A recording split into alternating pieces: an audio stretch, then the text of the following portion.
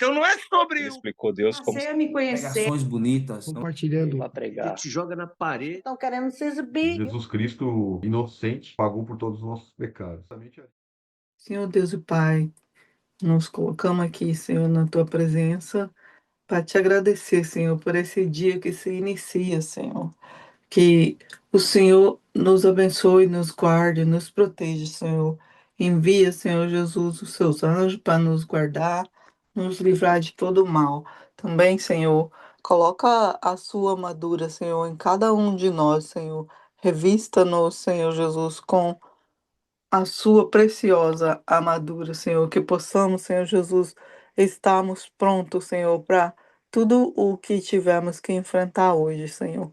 Que o Senhor venha, Senhor Jesus, nos dar sabedoria, nos dar entendimento, Senhor, para ouvir a sua palavra, Senhor, e para que possamos, Senhor Jesus, ter uma palavra para o nosso próximo, Deus. Deus, eu te agradeço por ter esse ar que possamos respirar, Senhor, a cada manhã, Senhor. Quando acordo, eu sou grata a Ti, Senhor Jesus, por poder respirar, por poder abrir meus olhos e ver quão lindo, Senhor Jesus, é o Senhor, quantas coisas bonitas o Senhor tem feito para nos alegrar. Senhor, que possamos ver mínimos detalhes, Senhor Jesus, as coisas que o Senhor faz por nós, Senhor. Também te peço, Senhor Jesus, que o Senhor visite as pessoas que estão necessitando de Ti. O Senhor conhece a necessidade de cada um.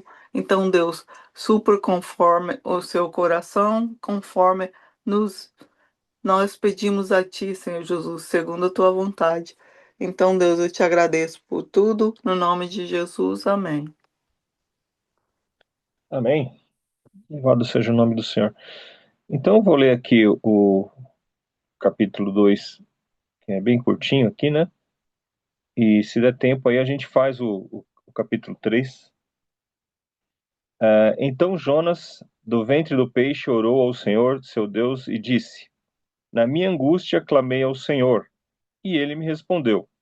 Do ventre do abismo gritei, e tu ouvistes a minha voz, pois me lançastes nas profundezas, no coração dos mares, e a corrente das águas me cercou.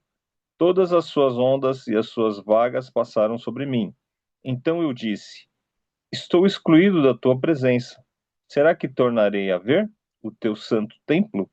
As águas me cercaram até a alma, o abismo me rodeou, e as algas se enrolam na minha cabeça.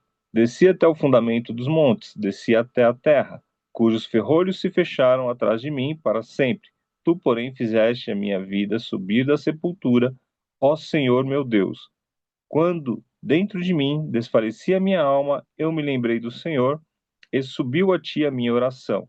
No teu santo templo, os que adoram ídolos vãos abandonam aquele que lhes é misericordioso, mas com a voz do agradecimento eu te oferecerei sacrifício. Ao que prometi, cumprirei. Ao Senhor pertence a salvação. E o Senhor falou ao peixe, e este vomitou Jonas na terra. Bom, conforme nós estávamos estudando, né, na semana ontem, né, na verdade, foi comentado eu, né, particularmente, falando que estou mais para Jonas do que para Paulo, né? A gente mais foge do que encara, né? E aqui Jonas, quando ele foi lançado pelos companheiros de barco de viagem ali, que eles oraram, né, pediram misericórdia a Deus para poder fazer aquele ato, né? Porque eles não estavam matando ninguém, eles não queriam assassinar ninguém, né? Eles tiraram ali as sortes, o próprio profeta falou que era para jogar ele na água, porque o que Deus tinha, ele tinha com o profeta, não tinha nada a ver com aqueles outros homens que estavam no barco, eles estavam sofrendo, na verdade, por conta da obediência aí do profeta. E foi comentado, né, que isso acontece muitas vezes conosco, nos nossos lares, nas nossas casas aí, Deus tem atribuído algo a nós, Deus tem colocado algo na nossa mão e de repente nós não estamos fazendo, ou de repente nós damos as costas à palavra, à direção de Deus, ou até por desconhecimento, né? Toda vez que nós que somos arrimos de família, que nós que estamos à frente de alguma coisa, a gente opta por um caminho torto, a gente acaba comprometendo, né, as pessoas que estão ao nosso redor, as pessoas que estão ao nosso lado, né? Então, quando o pai ele abandona um filho, quando um pai ele não assume a responsabilidade pela sua família, quando a mãe ela não cumpre ali com as suas obrigações, a casa sente, né? As pessoas que estão ao redor ali sentem. Quando o profissional ele é contratado para fazer um trabalho e ele não o faz da mesma forma, né? Por quê? Porque você estava sendo considerado para algo, você estava ali, estavam contando com você para algo e você não estava fazendo. E no mundo espiritual ainda tem esse peso, né? Da espiritualidade, da coisa boa, da coisa ruim que acaba acompanhando, né? De alguma forma as pessoas ou a nós, né? E trazendo essa influência aí, né?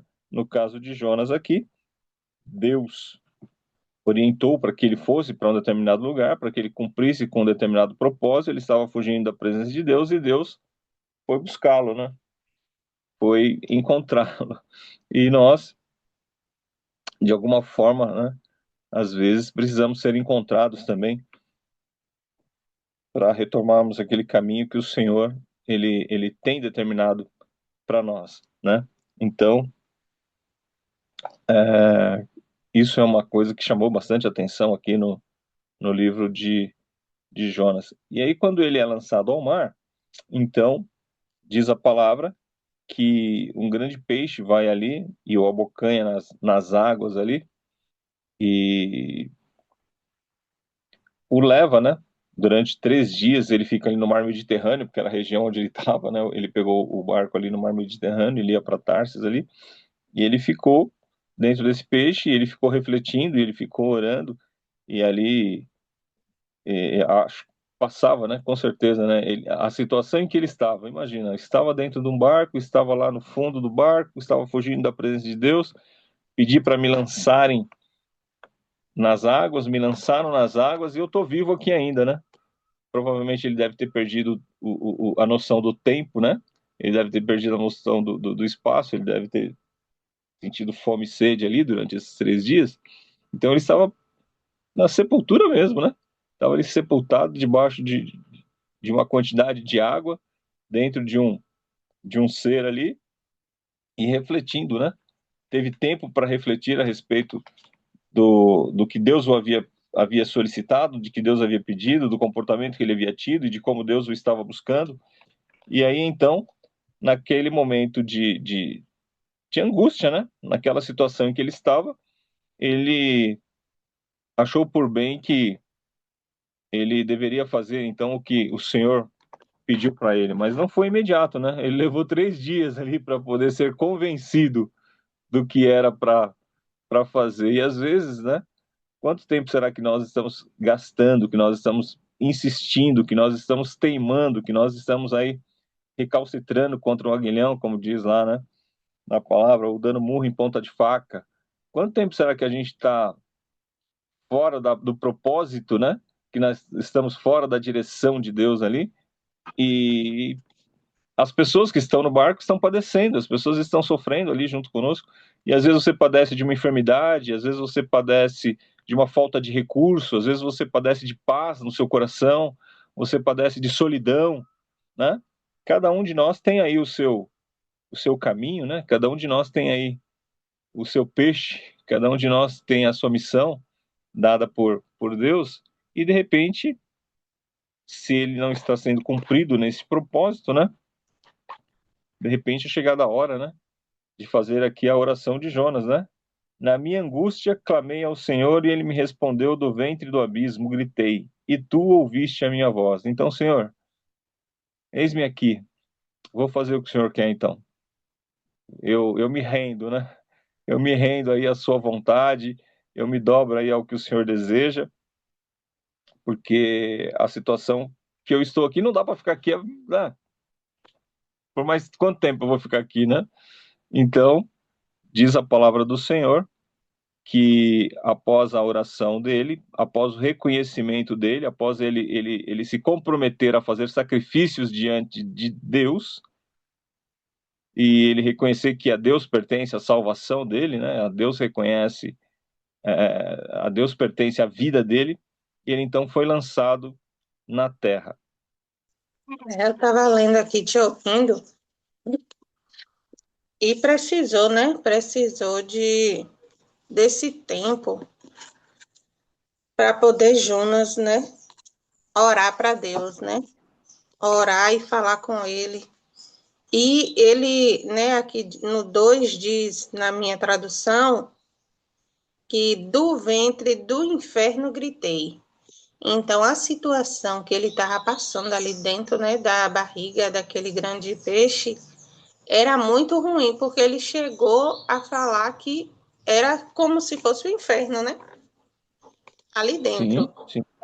Então, ficou muito, muito ruim para ele ali o que ele estava sentindo, né? Então ele foi lançado na terra, mas não diz que foi em Nínive, né? Ele foi lançado na terra, ele estava no mar, ele estava dentro de um ser lá, né? Aquático, né? E a gente não sabe precisar qual era, mas ele tinha que se dirigir até Nínive. Só que Nínive é um lugar que não tem praia. Nínive não é um lugar que tenha águas, né? Ele tem lá um rio, mas não tem um lugar onde Jonas pudesse ser lançado por esse peixe que estava no mar do Mediterrâneo, né? Então ele teve que ser lançado em algum lugar e de lá ele teve que se deslocar até a praia, né? Ou até a praia, até a terra de Nínive, né? Até a capital do Império Assírio ali. E era uma trajetória longa, né?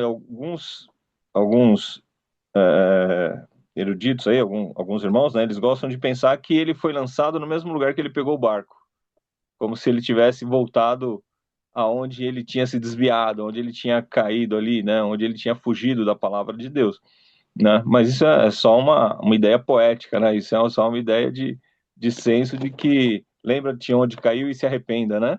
Alguma coisa do gênero. Mas ele poderia ter sido colocado, né? Ou tirado, saído de dentro do peixe em qualquer lugar ali do mar Mediterrâneo, mas de qualquer forma ainda era muito longe para ele chegar até a cidade de Nínive, né? No pior caso ali 1.000 quilômetros, no melhor caso qualquer coisa ali menos do que isso, mas longe da praia, porque lá não tinha praia, então longe de Nínive, e ele teria que fazer esse caminho aí, né?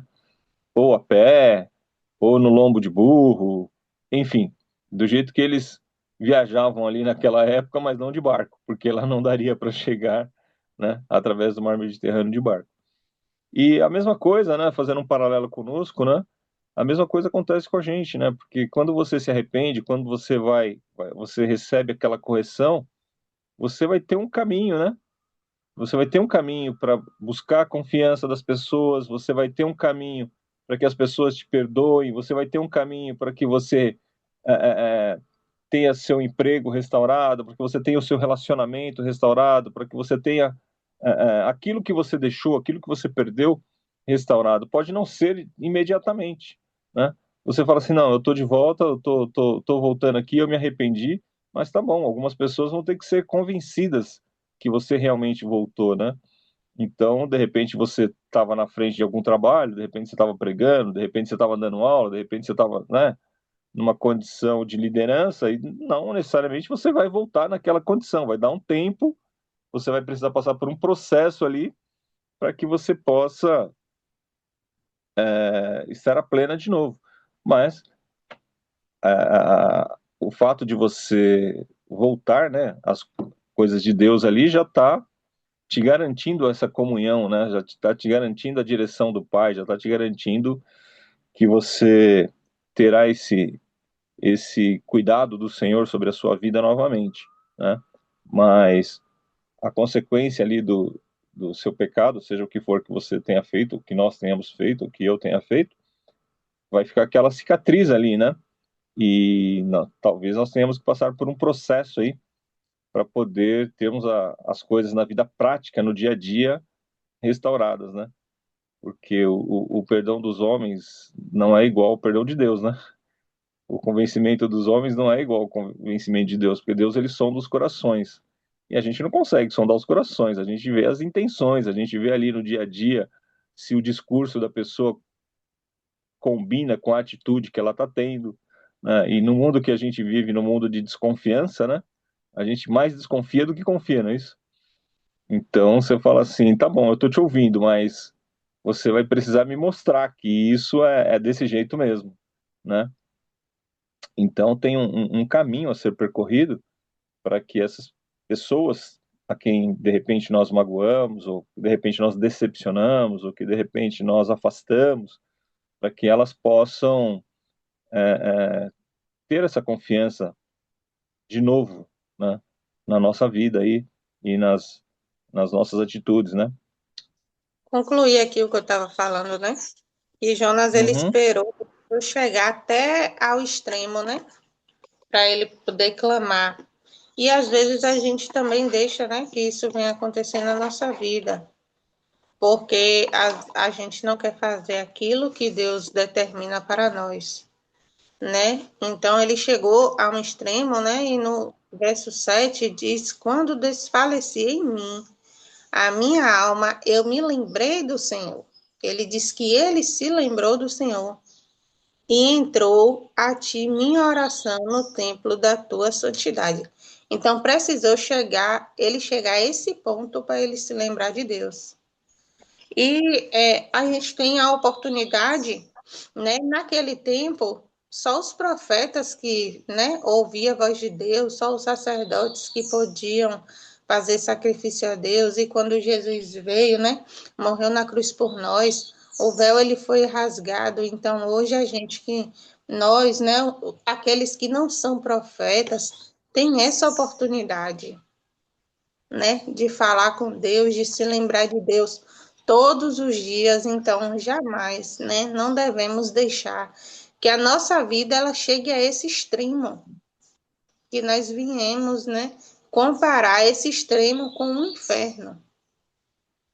Porque, né, a Bíblia diz que o que a gente imagina do céu, né, como o céu seria, é muito mais daquilo. Então, eu acredito que no inferno seja a mesma coisa. Tudo que a gente pensa como é o sofrimento, como é o largo de enxofre, vai ser muito pior. Porque a gente só está imaginando, nós não estamos vivendo naquele lugar, naquele local. Então, muitas das vezes a gente acha aqui que qualquer besteira, qualquer coisa que passamos, que é um inferno, que é isso, que é aquilo, mas não é nem a terça metade do que vai ser lá, né? Naquele dia. E nós não devemos deixar chegar a esse ponto para que nós venhamos nos lembrar de Deus. Temos que nos lembrar do Senhor todos os dias. Aqui ele era um profeta, Deus determinou para que ele fosse em um lugar, né? Para que pessoas venham se converter. Ele não quis fazer isso por conta da sua desobediência, porque ele não queria que aquelas pessoas, né, fossem salvas por Deus, e ele foi deixando as coisas acontecer até chegar a esse ponto.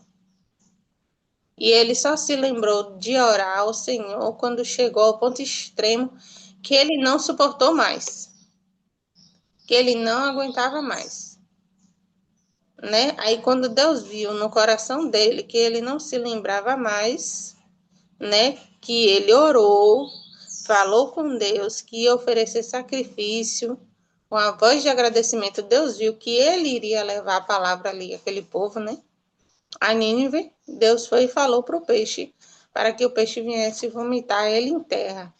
Então, é muito importante, né, que a gente não deixe chegar a esse ponto da nossa vida, da nossa trajetória, porque ele teve essa oportunidade de chegar dentro de um peixe. Quem é de nós que vai ter essa oportunidade de dizer, me jogue ao mar? E vamos ter essa oportunidade de voltar. Isso aqui é raro. Só aconteceu com ele. Porque não teve mais nenhum relato que isso aconteceu novamente com a pessoa. Ir para a barriga do peixe, ir para as profundezas do mar. Oxigênio, né? Teve até, me lembrei agora de uma reportagem que fizeram um submarino, né? E aí foram pessoas, eu acho que queriam ver o navio do Titanic, que estava lá na profundeza do mar, e foram, né, uma quantidade de pessoas naquele submarino, só que era tão profundo o lugar que eles foram, que não tinha mais oxigênio, né? E aí eles morreram. Foi tipo assim, a reportagem que eu vi, já tem um tempo já, que eu vi essa reportagem. E aí morreram. Imagine Jonas, porque o peixe grande, ele fica bem lá nas profundezas do mar.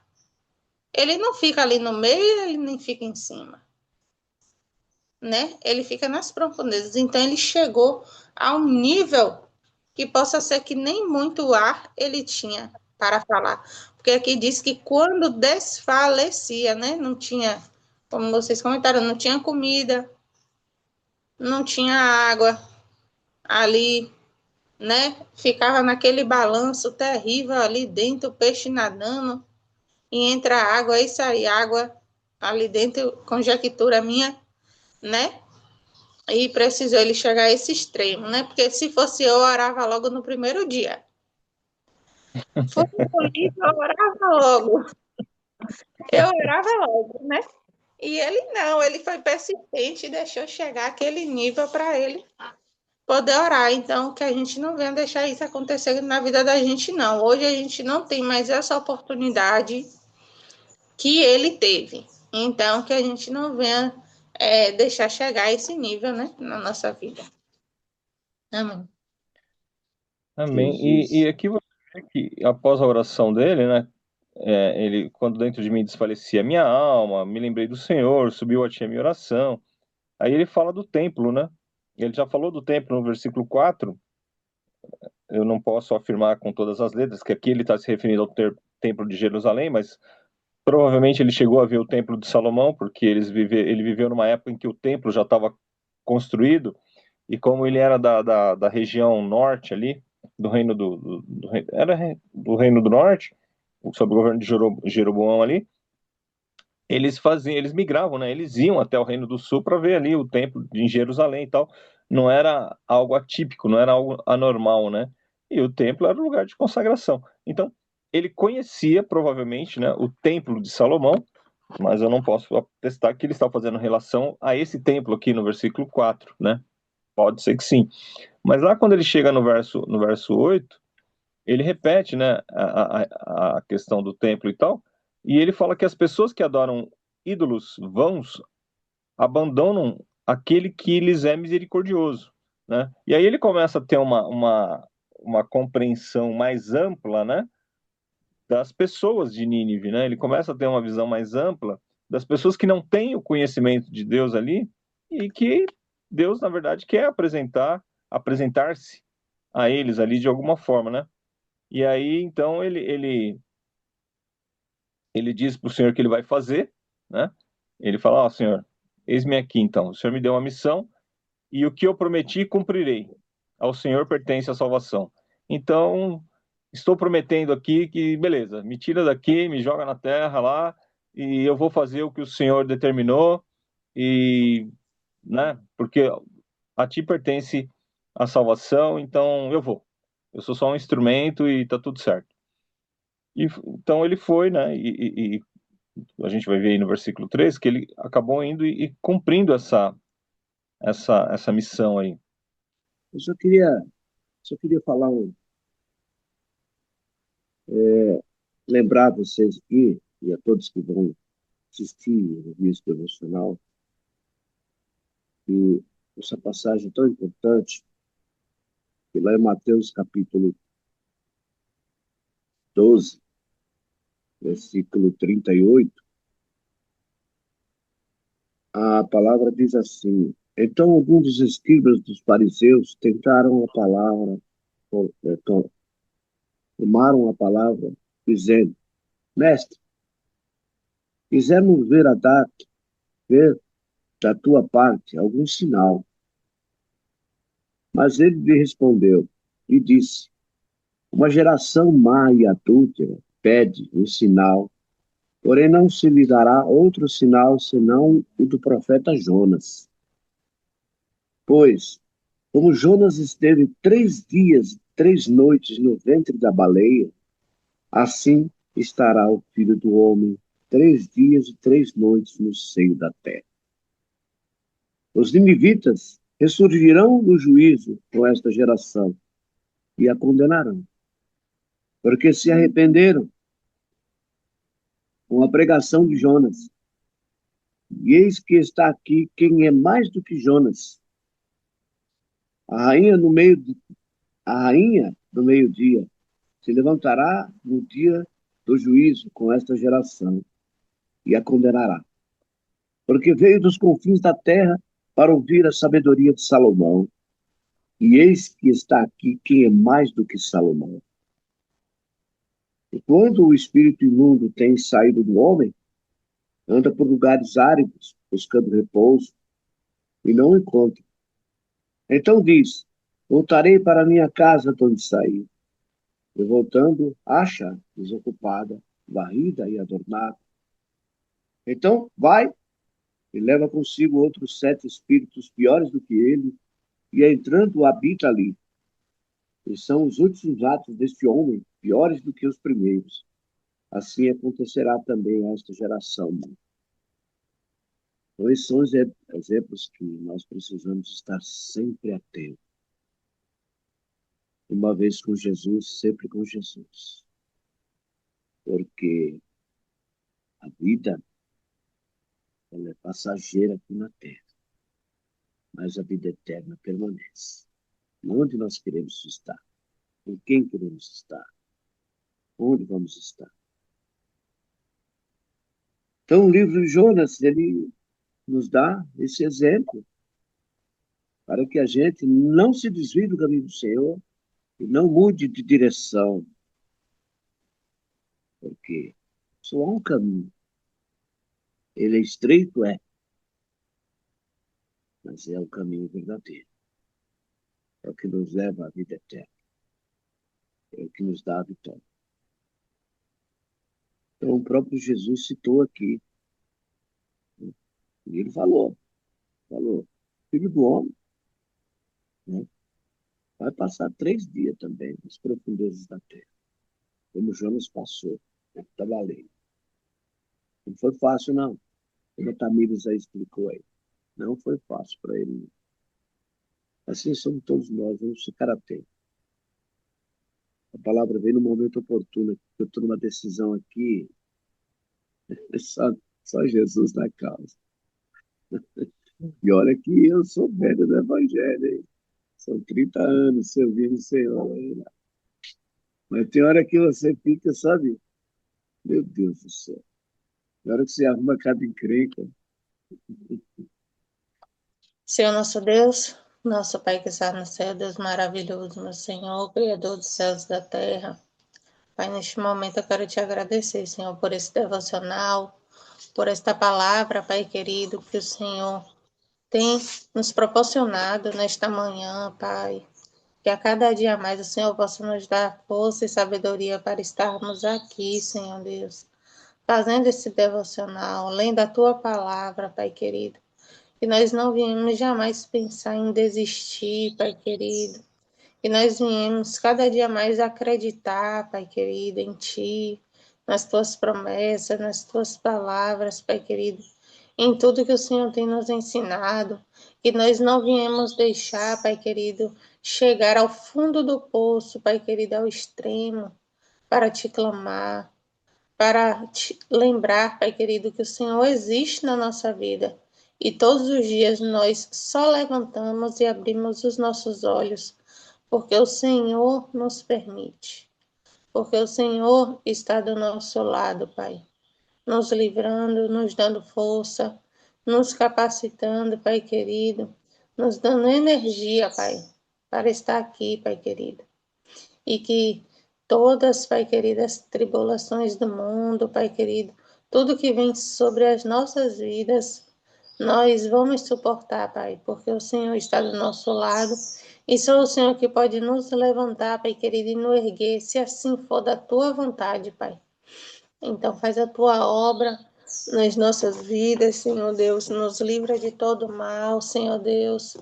Oh, Pai, em nome de Jesus, Pai querido, nos levanta a cada instante, Pai, para falar aquilo que o Senhor deseja, que nós não viemos